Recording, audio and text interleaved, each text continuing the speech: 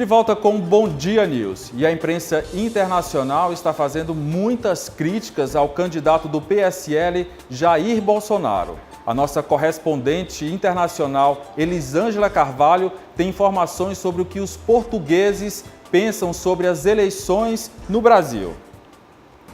Diversas têm sido as manifestações na imprensa europeia, de um modo geral, com relação à disputa pela presidência do Brasil. Em diversos artigos de opinião, os jornalistas, comentaristas políticos e analistas também da política mundial, digamos assim, eles sempre colocam uma grande preocupação com relação a esse clima de tensão que está sendo registrado não só para quem está no Brasil, mas para quem também está fora do Brasil, dessa disputa entre Fernando Haddad, do PT, e Jair Bolsonaro, do PSL. No entanto, além dessa preocupação sobre esse acirramento, recentemente, personalidades portuguesas assinaram uma carta aberta, uma carta pública, manifestando não só sua preocupação, mas manifestando também um posicionamento claro de preocupação e crítica caso o candidato do PSL, Jair Bolsonaro, vença a disputa. Nessa carta, assina, entre outros nomes, Boaventura de Souza Santos, que é um catedrático da Universidade de Coimbra, é reconhecido mundialmente, é sociólogo, e ele tem feito duras críticas, além de tantos outros nomes portugueses, também políticos e escritores, enfim, juristas, sobre essa ameaça, digamos assim, esse sentimento de ameaça à democracia.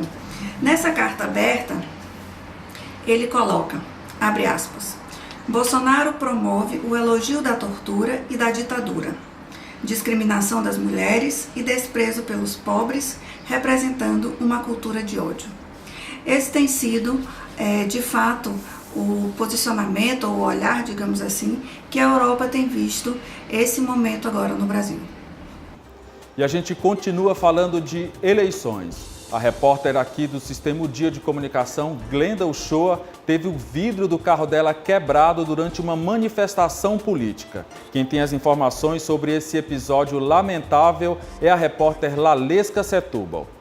Após um dia de lazer, Lívio estava com a família no carro e passavam pela Avenida Raul Lopes, zona leste da capital. Próximo à Ponte Estaiada, acontecia um ato político. De longe a gente já percebia que tinha alguma manifestação ali por conta do barulho. O que aconteceu foi quanto mais me aproximava de debaixo da ponte, ali na Avenida Raul Lopes, eu fui fechado por dois carros grandes, né? E esses dois carros começaram a impedir a minha passagem. E eu estava no carro com minha esposa e com minha filha de 3 anos. Como ali é um fluxo muito grande, a impressão que se dava é de que estava se formando uma carreata. Eu fiquei muito apreensivo porque eu só queria sair. Eu estava com minha filha dormindo e os carros parados, sem marcha engatada, começaram a acelerar, fazer aquele barulho de motor muito alto e começaram a buzinar e começaram a acelerar e eu só queria sair. A partir do momento que eu vi uma possibilidade de eu sair, o primeiro carro que estava à esquerda, eu estava na faixa da esquerda, quando o carro avançou, eu tive que me arriscar e passei entre os dois carros. Outras pessoas também passaram pelo local, mas tiveram uma surpresa desagradável. Um rapaz chegou, um senhor, encostou no carro, né? Se aproximou do carro e fez sinal para que eu abaixasse o vidro. Eu abaixei, quando eu abaixei o vidro ele segurou, né? Baixei porque imaginei que ele fosse me dar algum panfleto ou algum adesivo, como geralmente acontece nesse tipo de manifestação, como é corriqueiro acontecer. Mas ele só se segurou no vidro e ficou me encarando, e só fazia isso. Resolvi levantar o vidro.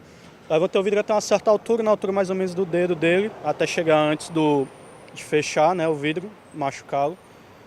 Foi quando ele estocou o vidro, empurrou o vidro 3 vezes, até o vidro quebrar. E daí ele se afastou um pouco, e daí foi realmente quando eu desci, imaginei, na verdade, que ele não tinha nenhuma arma, aí me senti, não seguro, acho que seguro não é a palavra certa, mas em situação de descer para saber o que tinha acontecido, porque ele tinha feito aquilo. E daí, enquanto eu perguntava, ele só perguntava em resposta o que eu ia fazer. O que eu ia fazer. Ele estava aparentemente alterado. Então eu desci, eu já tinha descido o carro, minha namorada estava no carro, uma crise de pânico por toda a situação. E daí a gente já tinha passado por um posto policial, né? Uma viatura da polícia, e foi daí quando eu resolvi ir atrás de policiamento para tentar resolver a situação. Os organizadores do ato político falaram sobre a intolerância e a agressão que aconteceu às vítimas. Caracterizaram o ato como isolado e que não faz parte do movimento. O que aconteceu ontem foi um fato isolado, que a parte jurídica, inclusive do PSL, apesar de não ter sido o PSL que organizou aquele ato ontem, foi o movimento nosso de Renovação Piauí. O que aconteceu é que a gente só sabe apenas o nome do rapaz, que se chama, que eu vi na matéria, Antônio Carlos.